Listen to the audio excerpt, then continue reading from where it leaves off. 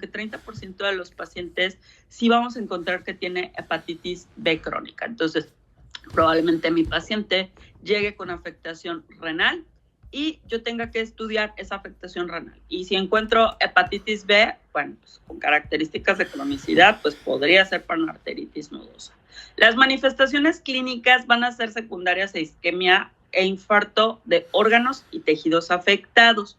Entonces, aquí, pues, la morfología es bastante llamativa. ¿Por qué? Porque presenta lo que llamamos nosotros y que vimos como patrón morfológico que se llama necrosis fibrinoide, ¿se acuerdan? Y que se limitaba a la pared de los vasos con este infiltrado inflamatorio intenso de polimorfonucleares que parece que se deshacen, si se fijan, como si tuviera polvito. Y bueno, va a disecar las fibras musculares, va a causar trombos y periarteritis. Entonces, aquí vean muy bien la foto, es como un estallido ahí de células inflamatorias. El cómo tiene la necrosis fibrinoide, este trazado, como si ya habíamos dicho que si fuera un crayoncito, magenta en la pared del vaso. ¿Sale? Bueno, vamos con esta que es la enfermedad de Kawasaki. Nuevamente, en esto, no sé si le escucharon hablar ahora en el COVID, que también se dio como manera, como coincidencia, porque había un síndrome de respuesta inflamatoria sistémica muy interesante, la parte de la activación endotelial, que también ya por ahí habíamos comentado. Esta enfermedad no se conoce su causa exacta, ¿sale? Por ello, se ha encontrado, por ejemplo, van a tener en su historia clínica a un paciente que probablemente tuvo el antecedente de una infección viral o bacteriana y de repente empieza con signos y síntomas como un poco inespecíficos. Esta enfermedad se considera una enfermedad aguda, febril, habitualmente autolimitada de lactantes y niños. Ahorita en esta época de la vida de decir, ay, bueno, es que hay sarampión, por ahí la han llegado a confundir con sarampión porque puede causar cierto grado de exantema, pero no tiene las características de un sarampión. Aguas, es vasculítico el tener esa presentación, digamos, lo que vemos, la piel roja y demás, sí tiene diferencia, ¿sale? Entonces, por ahí échenle un ojito más como a las lesiones en piel para que la puedan ver. Aquí no les puse como muchas fotos, la verdad, de piel, pero es algo que de hecho de manera reciente a un paciente lo andaban confundiendo ahí con sarampión. Y yo dije, pues eso que va a ser sarampión. Ahí se confunden sobre todo, pero ese paciente es atípico porque el 80% de los pacientes tienen menos de 4 años. Ese pacientito que le estoy contando, la verdad es que ella es más grande, tiene como 10. Entonces sí como que dijeron, toink, ¿por qué tiene esto? ¿Sale? Su importancia clínica va a derivar de la afectación de las arterias coronarias. Podríamos decir que esta es de las pocas causas que tendría un pequeñito para infartarse, siendo un pequeñito previamente normal. Obviamente, pues podremos tener pacientes que tengan alteraciones congénitas en la circulación coronaria o que tengan una cardiopatía o que tengan algo así. Pero si era previamente sano, pues aguas con la enfermedad de Kawasaki. La arteritis coronaria va a generar aneurismas, porque ya sabemos que los aneurismas se forman a partir de la ruptura de la pared. Entonces se rompe, hay trombosis y se causa los infartos al miocardio.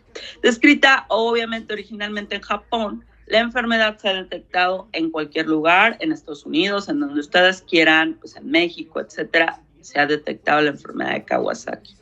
La enfermedad, pues, se postula que se puede deber a una respuesta de hipersensibilidad de tipo retrasado contra antígenos vasculares o reacción cruzada, que pues se ponen al descubierto a través de la investigación. Sin embargo, pues no se sabe a qué a ciencia cierta, porque muchos pacientes no tienen antecedentes.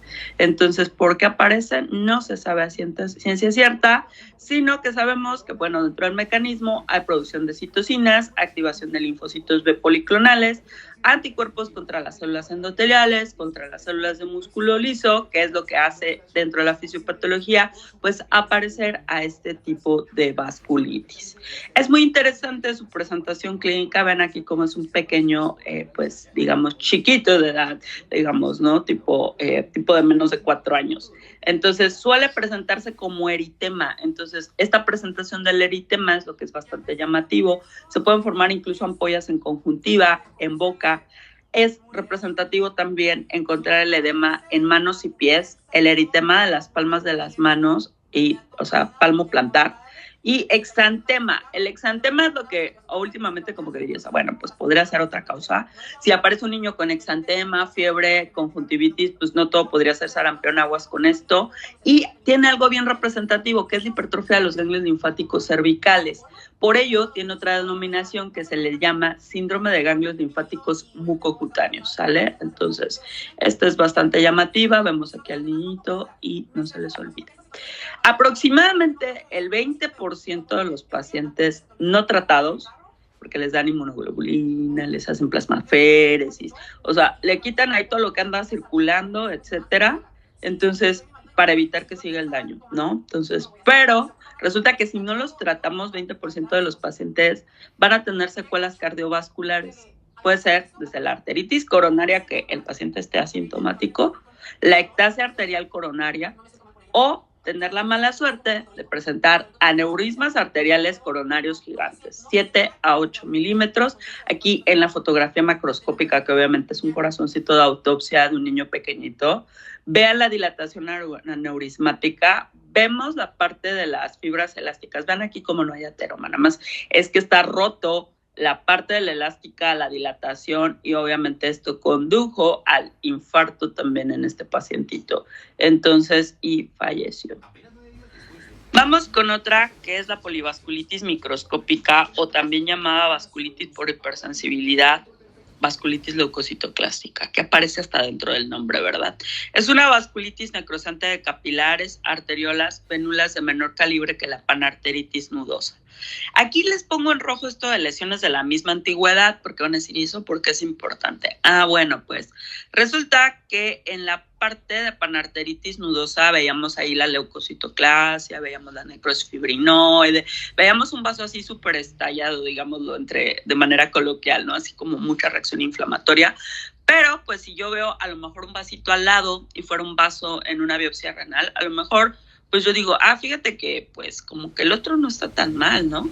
Pero pues eso es en la panarteritis nudosa. En la polivasculitis microscópica todos los vasos se ven iguales, en el mismo estadio de lesión, digámoslo así. Puede afectar a la piel, mucosas, tubo digestivo, y volvemos, este sí es riñón-pulmón. En el riñón causa glomerulonefritis necrosante en el 90% de los casos. Entonces ahí van a tener las manifestaciones renales, y en el pulmón sí ocasiona capilaritis pulmonar. Dentro de la patogenia se han involucrado anticuerpos contra fármacos, microorganismos, que son los que desencadenan las respuestas de autoanticuerpos. La mayoría son pausinmunitarias, que quiere decir que no encuentro anticuerpos.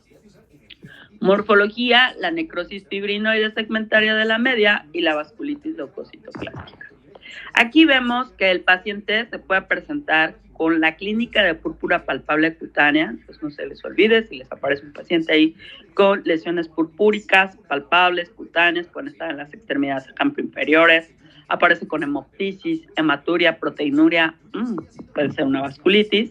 Y bueno, pues no se les olvide que aquí van a tener ustedes esta opción de polivasculitis microscópica. Y si el patólogo les reporta es que es una vasculitis con leucocitoclasia, esto es bastante interesante, y que todos los dos se encuentran afectados en la misma medida y estadio. Bueno, pues es una polivasculitis microscópica, ¿de acuerdo? Y bueno, pues ahí vemos una lesión donde el glomérulo, pues como que ni parece mucho un glomérulo, si se fijan. Tiene una lesión muy interesante. ¿Por qué? Pues porque aquí tiene formación de semiluna, y lo vamos a ver de esta manera. Sale con el infiltrado inflamatorio.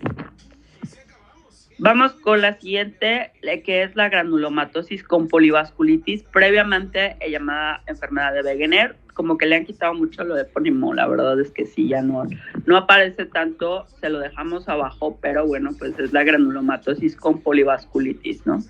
Ahí le falta una C. Y bueno, es una vasculitis necrosante o necrotizante, como le quieran llamar. Los granulomas necrosantes agudos están en las vías respiratorias altas y bajas. Esta vasculitis necrosante o granulomatos está distribuida por los vasos pequeños del pulmón. Aparece nuevamente la afectación renal. Entonces ya teníamos a la polivasculitis microscópica, tenemos al Wegener, tenemos al Goodpasture, en nuestra lista de riñón-pulmón, ¿sale? Entonces, tenemos glomerulonefritis de tipo necrosante focal, a menudo con formación de semilunas, como la que vimos previa, nada más que esta es otra entidad. Y aquí sí es bien importante, porque si mandamos a hacer PANCA-PR3, se encuentra hasta en el 95% de los casos. Eso sí es como bastante llamativo, esta no es causa inmunitaria. Y bueno, pues aquí esta fotografía que más llama la atención, la macro, si se fijan, en la macro del pulmón en superficie de corte encontramos una lesión que, si bien con qué la podrían ustedes confundir de lo que hemos visto aquí en el curso, ¿qué les parecería? ¿Qué me dirían si no estuviéramos en este apartado? Está en el pulmón, se ve así como necrosis. Pues podría ser o podrían llegar a confundir a veces con tuberculosis. Cuidado con eso. Sale incluso en la clínica también. Entonces, pero la diferencia en esta es que si se fijan en esa macro, hay un centro como de tipo hemorrágico. En la micro, pues está señalizando ahí la flechita, una célula gigante multinucleada y está en la pared vascular, ¿vale? Y bueno, tenemos al siguiente, que es el síndrome de Sjögren-Strauss, alias granulomatosis angiitis alérgica. Este es bien infrecuente, la verdad es que es rarísimo que lo lleguen a ver, y es cuando lo lleguen a ver, les va a llamar la atención la relación que guarda con el asma. La rinitis alérgica, tipo hipersensibilidad, si se fijan, tipo 1. Los infiltrados pulmonares, un paciente que se presenta con hiperosinofilia periférica, y granulomas necrosantes extravasculares, a diferencia del Wegener, ¿no?, que estaba en la pared totalmente. Solo 50% de ellos van a presentar ANCAS. Sin embargo, pues van a presentar púrpura palpable, y la importancia radica en la afectación cardíaca en el 60% de los casos. Se ha referido sobre todo en pacientes asmáticos, y bueno, pues los antagonistas de los receptores de los leucotrienos se consideran un factor desencadenante en este tipo de vasculitis asociada a pacientes asmáticos. Vamos ahora con la tromboangiitis obliterante, alias enfermedad de Buerger. La enfermedad de Buerger es una insuficiencia vascular caracterizada por la inflamación aguda y crónica segmentaria, así como trombosante de arterias de mediano y pequeño calibre. Puede afectar a la parte venosa, como ya mencionábamos, y aquí se los pongo en mayúsculas, lo deberemos de poner súper grande y en rojo. Está relacionada casi al tabaquismo. La enfermedad de Buerger no se encuentra más que en pacientes con tabaquismo, no sabe a ciencia cierta la parte de la fisiopatología, pero en estos pacientes hay trombos con microabscesos, van a tener una clínica que ver desde la febritis superficial, la presentación del fenómeno de Raynaud, el dolor intenso, las úlceras de estos pacientes a tener este tipo de lesiones. Vean aquí cómo incluso está expuesta la parte ósea de la falange distal, como la necrosis, pues obviamente va a llevar a esta pérdida de tejido, y bueno, pues obviamente la parte de los trombos, ¿no? Entonces la enfermedad de Buerger, ahí donde están las flechitas, pues son los trombos. Entonces es como muy, muy llamativa, y bueno, pues otra cosa asociada a tabaquismo. Bueno, ¿hasta aquí alguna duda? Estas fueron las vasculitis de manera muy abreviada, como para que vean la parte de los lechos afectados, la morfología, el hecho de que pues puedan mandar una biopsia de alguien y digan, oye, pues tiene algo en el riñón, tiene esta parte, etcétera. Es interesante su abordaje. Es como mucho más extenso, pero así lo ponemos acá para que no se les olvide. ¿Alguna duda hasta aquí? Bueno.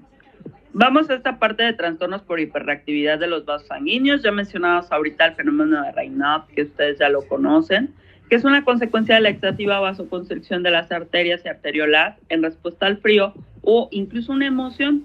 Por lo general, afecta a las extremidades, particularmente a los dedos de las manos y los pies. A veces puede afectar al nariz, lóbulos de las orejas, los labios. El flujo sanguíneo limitado provoca una palidez, como vemos ahí, paroxística. En casos graves incluso va a condicionar cianosis.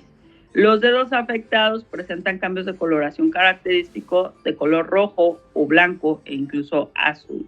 Y algo muy interesante del fenómeno de Raynaud, que no es frecuente afortunadamente, es la afectación de los vasos miocárdiicos. Ahora, ahí les voy a poner este esquema nuevamente para que no se les olvide. Dentro de la parte de los aneurismas, van a decir, ¿por qué no regresamos a los aneurismas? Pues ya vimos que hay varias causas de aneurismas. Y bueno, dentro de esas causas, pues vamos a ver que está la parte obviamente ligada a aterosclerosis, que ya veíamos los sitios de afectación, y tendremos algunos que son congénitos, que platicamos al principio del tema. Podemos tener a los ocasionados por sífilis, que bueno, se suponía que ya no había muchos, pero siguen apareciendo. Acabamos de platicar los asociados a la enfermedad de Kawasaki en la coronaria. Entonces, vean todas las causas que tenemos y cómo van a ir variando los sitios de presentación. Bueno, vamos a hablar un poquito de la patología de venas y vasos linfáticos. Dentro de la parte venosa, pues vamos a tener las varices, la flebitis, la tromboflebitis, que son más o menos el 90% de las enfermedades venosas clínicas. Ya por ahí nosotros platicábamos de los eventos de la flebitis y tromboflebitis en el capítulo 4, que ahora vamos a platicar un poquito de varices, que pues son venas anormalmente dilatadas y tortuosas generadas por un aumento prolongado de la presión intraluminar que da lugar a la dilatación vascular e insuficiencia vascular venosa. Factores de riesgo, pues los vemos aquí en esta esquemita: la edad, la genética, el sedentarismo, el sobrepeso, el embarazo, ¿verdad? Y bueno, pues obviamente cambios como en este paciente que tiene hipertensión portal, pues también van a aparecer. Linfoangitis y linfoedema. El linfoedema primario es consecuencia de una malformación congénita aislada, que pues ese es el simple o llamada enfermedad de Milroy familiar. Por ahí lean esta de Milroy familiar, que es un linfoedema congénito hereditario que cursa con agenesia o hipoplasia linfática. Es bastante infrecuente, no se preocupen, pero si la leen una vez o ven un caso va a ser como muy representativo, ¿sale? Así, a detalle busquen por ahí en internet a un paciente con enfermedad de Milroy, ¿va? Y bueno, el linfoedema secundario es el que vemos en nuestra práctica, que es obstructivo en su mayoría de las ocasiones, y bueno, pues veremos que es causado por el bloqueo de vasos linfáticos previamente normales. ¿Dónde lo vamos a ver? Pues cuando haya tumores que obstruyen a los conductos linfáticos y ganglios linfáticos regionales. De lo más común en nuestra práctica médica, pues es el que aparezca secundario a una técnica quirúrgica donde nosotros hayamos cortado las conexiones linfáticas. Lo más frecuente, pues, es en la disección de ganglios linfáticos axilares, en las mastectomías radicales. De hecho, en la actualidad hay una tendencia a no quitar la parte ya axilar de la mama, porque tiene este efecto del linfoedema que la verdad es rebelde a tratamiento, porque si ya cortamos los vasos, ¿cómo lo tratamos? Es bastante complicado. La fibrosis por radiación y bueno, la filiariasis, la trombosis inflamatoria y la cicatrización, pues nos van a llevar a esto. Ahora vamos a hablar un poquito de los tumores vasculares y procesos pseudotumorales. ¿Y por qué dice procesos pseudotumorales? ¿Se acuerdan que en el capítulo donde platicamos acerca de neoplasias o tumores, yo les decía que a veces hay una delgada línea entre presentar una alteración de tipo congénito y una cosa o algo que se presenta como aumento de volumen o tumor? Bueno, pues por eso les llaman condiciones pseudotumorales, porque están en la parte también incluidas las partes de malformaciones. ¿Por qué pseudotumoral? Porque probablemente la formación de los vasos obedece a una infección, ¿no? Entonces, a esa infección pues ya, y el aumento de volumen y todo esto, pues también lo vamos a ver ligado. Vamos a ver que los clasificamos desde las neoplasias benignas y los trastornos congénitos adquiridos. Vemos a los grados, todos estos de aquí, fíjense, por ejemplo, está el hemangioma capilar, que ahorita vamos a ver su morfología, al cavernoso, al hemangioma piógeno, los linfangiomas, que son la parte de los linfáticos, desde el simple, al higromaquístico, muy característico del síndrome de Turner. Está el tumor glómico, pues ahí el glomus carotídeo, que ustedes van a llegar a ver en su clínica. Y bueno, pues en la parte de ectasias vasculares, pues ahí se queda la sangre estacionada. Y pues, por ejemplo, veremos al nevoflameado, la telangiectasia aracneiforme, las hereditarias hemorrágicas como la enfermedad de Usder-Weber-Rendow, las proliferaciones reactivas del tipo angiomatosis basilar, que por ahí ya habíamos mencionado a Bartonella Genselae, no sé si se acuerdan. Y bueno, pues ahí tendremos varias. Aquí vemos la presentación clínica de diferentes hemangiomas, ¿sale? Los hemangiomas son las neoplasias vasculares más frecuentes, pues en general, y en la edad pediátrica serían las más comunes, ¿de acuerdo? Y bueno, aquí vemos el que está en la lengua. En el segundo veremos un hemangioma capilar del tipo juvenil. Luego veremos a uno del tipo cavernoso. Los nombres los adquieren por el tipo de vasos que, si se fijan, son más grandes en el cavernoso. Están dilatados, recuerdan esto. Y bueno, el D es el granuloma llamado granuloma piógeno, que se le quedó ese nombre por tradición, pero ni es granuloma, porque pues no tiene granuloma realmente. Y lo que es una bolita ahí de vasitos, ¿de acuerdo? Entonces, el llamado granuloma piógeno. Y bueno, pues estas son las formas morfológicas. No son lesiones en todos estos casos que ustedes digan, bueno, pues es que tengo una hemangioma y mañana se volvió un angiosarcoma. No son lesiones que evolucionen, pueden totalmente cursar al lado, digamos, de benignidad, no tienen transformación maligna y eso es algo muy importante. Aquí, pues el nevoflemedo, que lo vemos aquí, que aparece en este niño. Y bueno, pues aquí un hemolinfangioma, que pueden coexistir las malformaciones tanto de parte vascular y la parte linfática. Por ahí van a tener una pequeña tareita a buscar en internet. Hay algo que se llama clasificación de ISBA, así como se oye ISB de vaquita y A. ¿Sale? Entonces, ISBA. ¿Qué es el ISBA? El ISBA es una clasificación internacional que tiene que ver con las neoplasias vasculares y las malformaciones congénitas. Ven ahí unas tablitas para que le echen un ojito y vean cuál es la importancia, ¿vale? Y bueno, aquí tenemos a la parte de la angiomatosis basilar, que es una proliferación vascular reactiva secundaria de la infección por Bartonella Henselae. Y bueno, pues ahí vemos en la B, pues que si yo veo el infiltrado inflamatorio, pues no es así como muy significativo. Pero si le hago una tinción de Wardin-Starling, pues ahí está el bacilo, ¿verdad?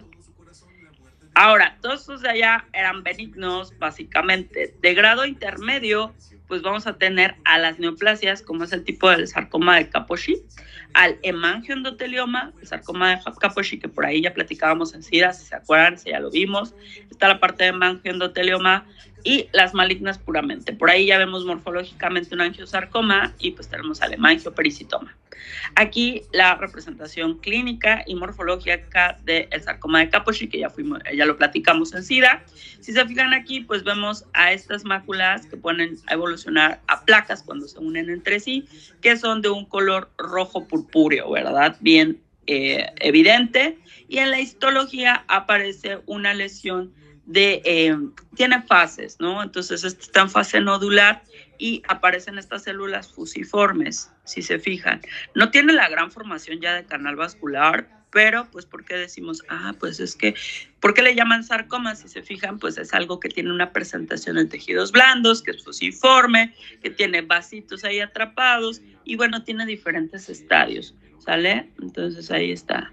Y este es un angiosarcoma, que por ahí hasta les yo decía, es que el angiosarcoma es raro. Por ahí hay una serie en Apple TV de un chico que tiene un angiosarcoma. De hecho, le pusieron corazón, creo.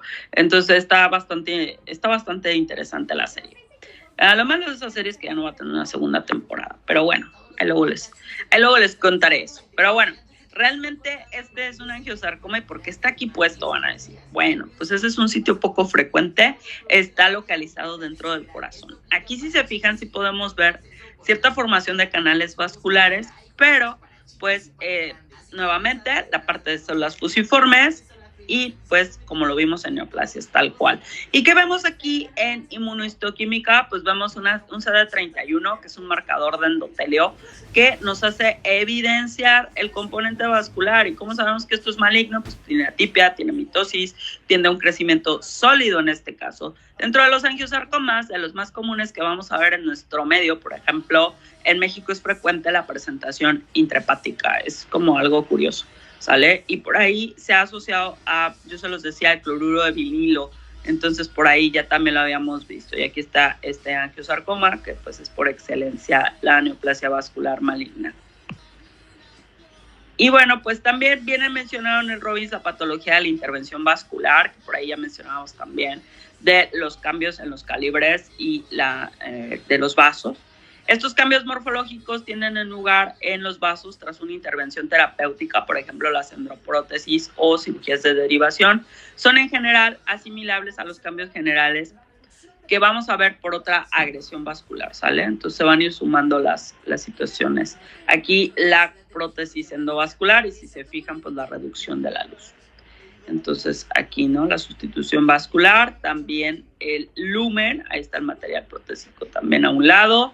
Entonces es bastante interesante. ¿Alguna duda, chicos? ¿He dicho del CD31, Doc? ¿Mande? Había dicho algo del CD31, ¿no? Pero no recuerdo qué. Sí, que es un marcador de inmunistoquímica. Lo que hace evidente es que a lo mejor si tú, no sé, estás viendo una laminilla, que tú fueras patólogo y dices, ay, ¿por qué se ve como tan sólido esto? ¿Y por qué se ve como fusiforme? Pero de repente ves que formación de canales vasculares y le haces un CD31, las células malignas van a conservar la expresión del marcador, ¿sale? Entonces, para eso sirve la inmunistoquímica y muchas veces nosotros se lo explicamos a los pacientes. Nosotros no tenemos ojos de inmunistoquímica porque las morfologías, si se fijan en lo que hemos visto del curso, pueden llegar a ser muy similares entre varias cosas, ¿no? Y dices, bueno, ¿qué célula dio el origen a esta neoplasia? En el caso del CD31, se conserva incluso cuando las células se volvieron malignas, que se vean con atipia, mitosis, etcétera, incluso anaplasia, pero van a seguir siendo CD31 positivo porque refleja el origen vascular de esas células. ¿Sale? Para eso es este marcador. Gracias, Doc. Por nada. Vamos a ver unos pequeños casos. Por favor, ahí me apoyan a poner en el chat también su participación. Es que les digo que este no es mi cel y la verdad es un rollo. Entonces, ahí van poniendo, yo participé, sale en el chat para que yo lo pueda vaciar posteriormente. Y bueno, pues vamos a participar desde la lectura, ya saben, el intentar contestar. Vamos a ver si podemos hacerlo porque aquí no me sale tan bien como en el otro. Está bien raro. Pero bueno, ¿quién quiere participar con este primer caso? Aquí con la lectura. Cuéntense de las participaciones que debemos de ir teniendo para el examen. No ves las manitas, ¿verdad, doctora? No, es que les digo que por eso, perdón. Es que sí está muy raro este otro iPhone, no sé. Como que las configuraciones sí son variables. Pero bueno, a ver. Ahí no sé quién habló, no veo las manitas. Entonces, como no veo las manitas, van diciendo yo. ¿Sale? Yo y su nombre. Y las tenemos levantada. La tenemos la manita levantada, está Karen y yo. Ok. Entonces, ¿quién fue primero, Karen o tú?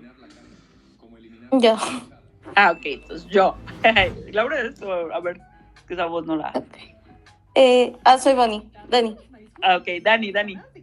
Un hombre de 25 años tiene una historia de 2 años de dolor en la pierna derecha, el cual se ha ido incrementando y se exacerba al caminar incluso distancias cortas. En el examen, sus pulsos arteriales femorales derecho popliteo y tibial anterior están ausentes. Su colesterol total es de 430, deseable abajo de 200, y su colesterol HDL es de 22 y lo normal es arriba de 35. Se muestra su angiografía por tomografía computarizada y es la data. Ok, ¿qué te parece? ¿Qué podría ser? Ahí tu gatito ya quiso participar, Dani. Pues ahí se ve como, bueno, no como, sino como un trombo grande. Ajá, y hay una dilatación. ¿Cómo le vas a llamar a esa patología? ¿Sería un aneurisma? Muy bien, es un aneurisma, ¿verdad? Muy bien, ya ven como si ya lo tenían ahí.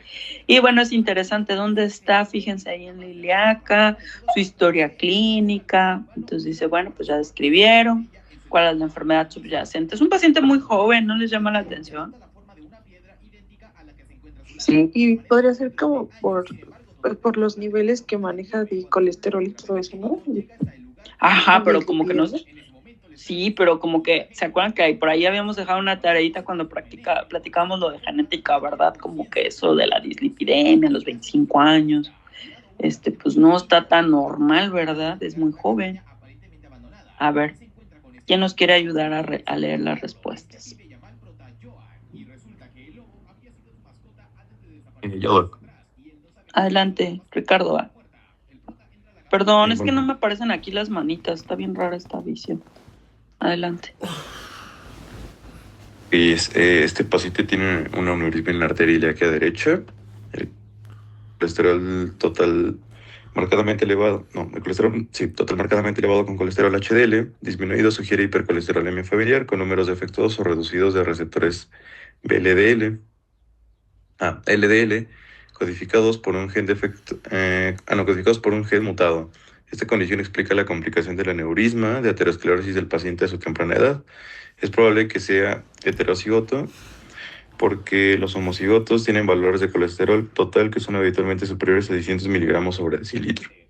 Entonces esta era la parte que les había comentado yo, que leyeran un poquito de la hipercolesterolemia familiar, ¿sale? Entonces no se les olvide. Muy joven, los valores, como estamos viendo aquí. Aquí es la parte de la clínica, que su claudicación de la extremidad inferior derecha es probablemente a consecuencia de una trombosis mural dentro del aneurisma, que obstruye la luz vascular y va a comprometer el flujo sanguíneo, que era lo que veíamos o se narraba en el inicio. Aquí tenía levantada la manita, creo que Karen, decían. A ver, Karen, adelante. Sí, doctora. La claudicación en la extremidad inferior derecha es probablemente... perdón, me acaba de cambiar el caso.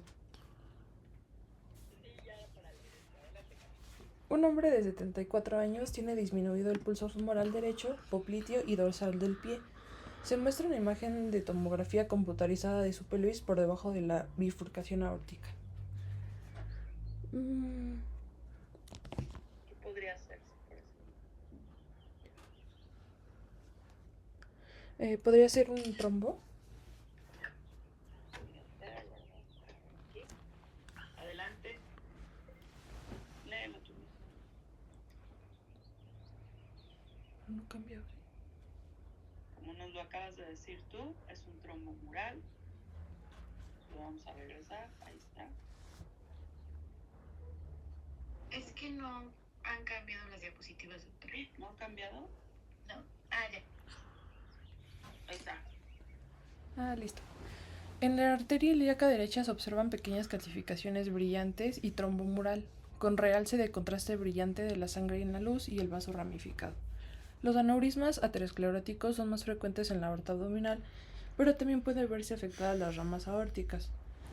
La arteriosclerosis debilita la pared arterial y aumenta la distancia de difusión del suministro de oxígeno y nutrientes a las células musculares lisas del medio interno. Los infiltrados inflamatorios locales elaboran metalproteinasas de la matriz que degradan la matriz extracelular, en particular el colágeno y la elastina. Me dice cuando cambie, ¿eh? Ya lo cambié.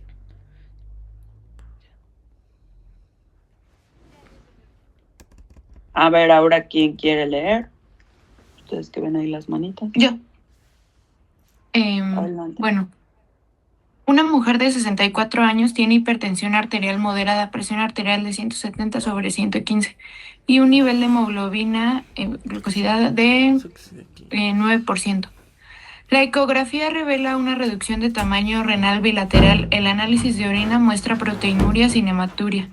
Se muestra el aspecto microscópico del riñón de su muestra de biopsia. ¿Qué les parece? ¿Qué podría ser dentro de las morfologías que ya habíamos visto?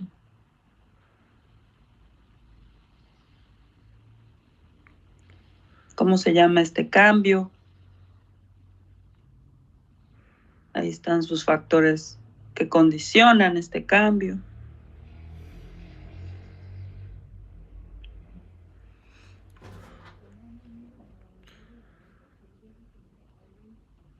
Bueno, vamos a poner las respuestas. Me dicen cuando ya cambie para que las lean.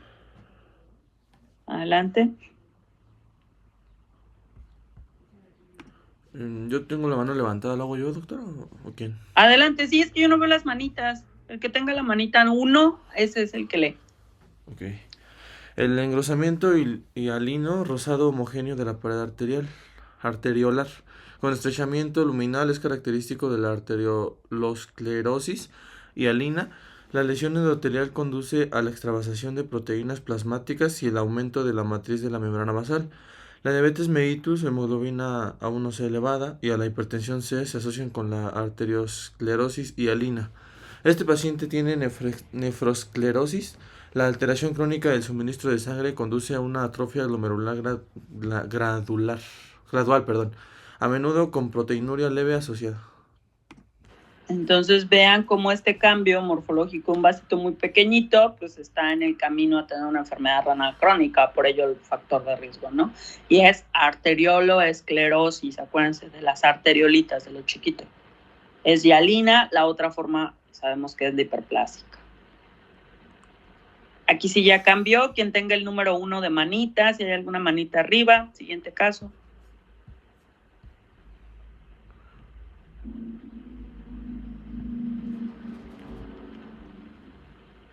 Yo, doctora. Adelante. Un hombre de 41 años con una historia de 5 meses de tos, sinusitis y fiebre presenta ulceraciones nasofaríngeas. La radiografía de tórax muestra lesiones nodulares y cavidades. Tiene anticuerpos anticitoplasma de neutrófilos contra un componente citosólico, también llamado antiproteinasa 3-ANCA. Su prueba de anticuerpos antinucleares es negativa. Se muestra el aspecto microscópico de una muestra de biopsia pulmonar. Como que acabamos de ver eso, ¿verdad? Por ahí. ¿Qué les parece?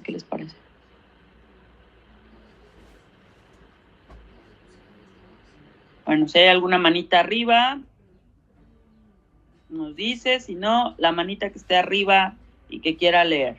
La siguiente.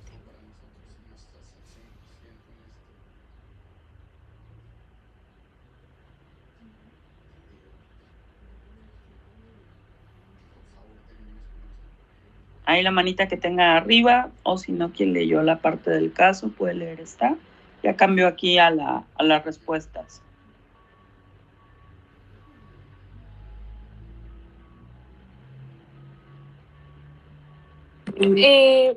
La constelación de hallazgos, la vasculitis granulomatosa necrotizante y los anticuerpos E-ANCA sugieren vasculitis asociada a ANCA o granulomatosis con poliangeitis.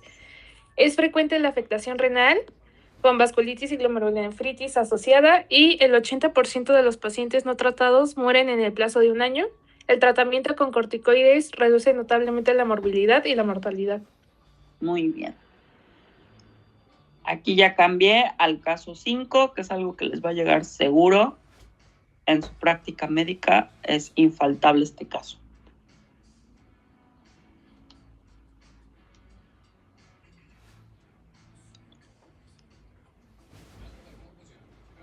Ya cambió ahí. Ese caso 5. Quien tenga su manita arriba. Es que todavía no se cambia, doctora. Ay, no sé por qué. Está muy feo esto. Sí, ya aparece quien ya haya cambiado. ¿Ya apareció? Delete estoy.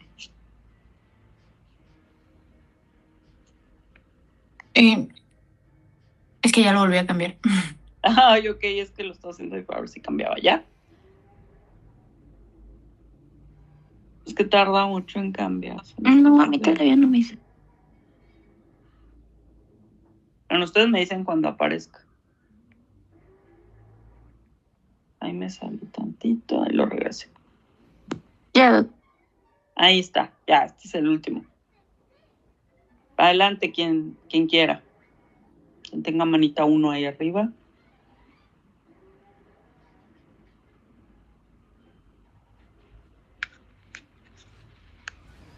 Si ya cambió y dice caso 5, por favor lean este casito.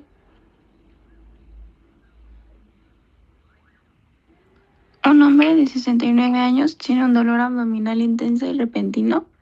A la exploración, su abdomen está distendido y no se auscultan los ríos intestinales. La ecografía Doppler muestra la ausencia de flujo de la arteria mesentérica superior.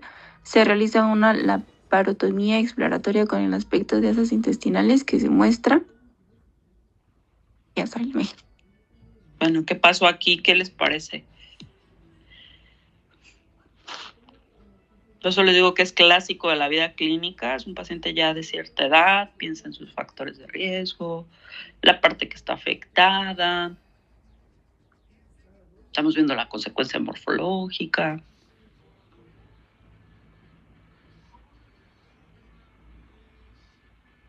¿Es un isquemia? Sí, ¿verdad? Ya se le fue bastante más, es muy, hay necrosis, ¿sale? Entonces ahí realmente ya es muy marcado, sí, muy bien la isquemia. Y bueno, aquí ya cambió respuestas, ya aparecieron las respuestas. Quien ahorita participó, por favor, ayude a leer. Todavía no me sale.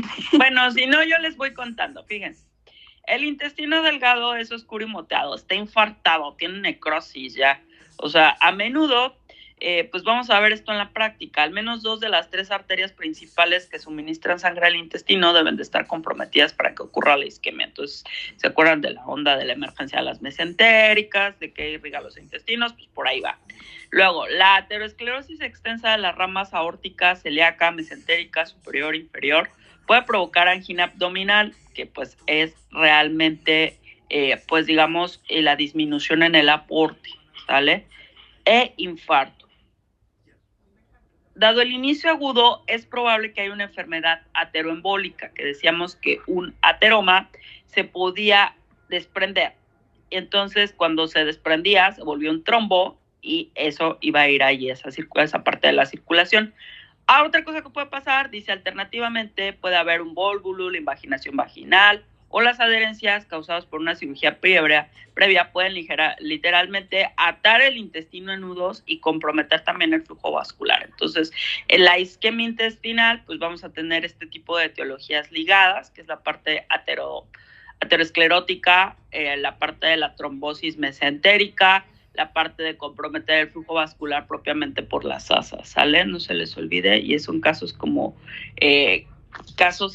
digamos, bastante representativos de nuestra vida clínica, entonces no se les olvide. Ahí ya regresé. Anotaron sus participaciones por acá en el chat, es que la verdad les juro que sale muy feo esto.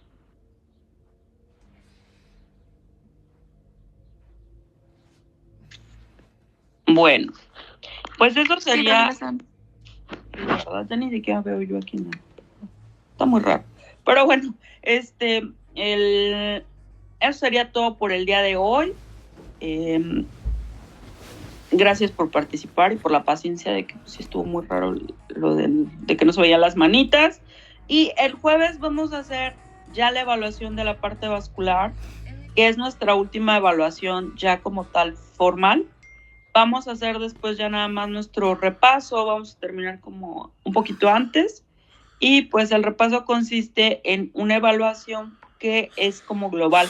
Entonces vamos a ver si la hacemos el siguiente sábado o el jueves, dependiendo de las fechas que me manden, para que sea lo más pegada, digamos, a su ya evaluación de la escuela, porque a veces las hacemos antes y puede que se les olvide o vemos cómo van las fechas, ¿de acuerdo? Entonces el jueves tenemos ya nuestra última evaluación, pues digamos, para calificación del semestre, y la otra realmente no es sumatoria. Sin embargo, si alguno de ustedes tuvo algún tema de que, no sé, no es el caso, la verdad es que les fue muy bien, son muy buenos niños, y ejemplo, que alguien tuviera una evaluación con un 6, ¿no? Y en la que es la global sacó 10, pues le cambiamos el 6 por el 10.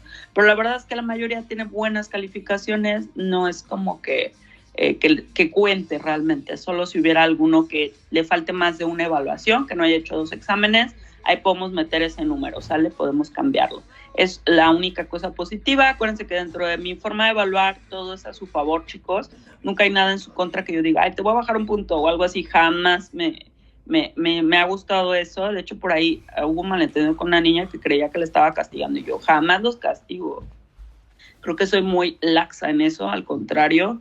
O sea, siempre todo lo que hacen se los cuento a favor, nada va en contra.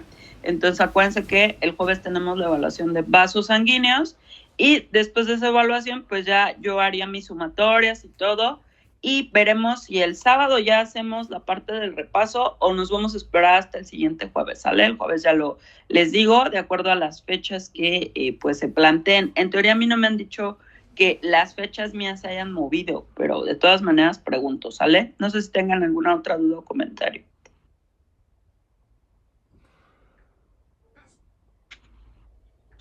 No, doctora. Bueno, si ya no tienen alguna otra duda o comentario, nos conectamos el jueves para hacer la evaluación, chicos, ¿sale? Bueno, cuídense mucho, que tengan un bonito fin de semana. Bye.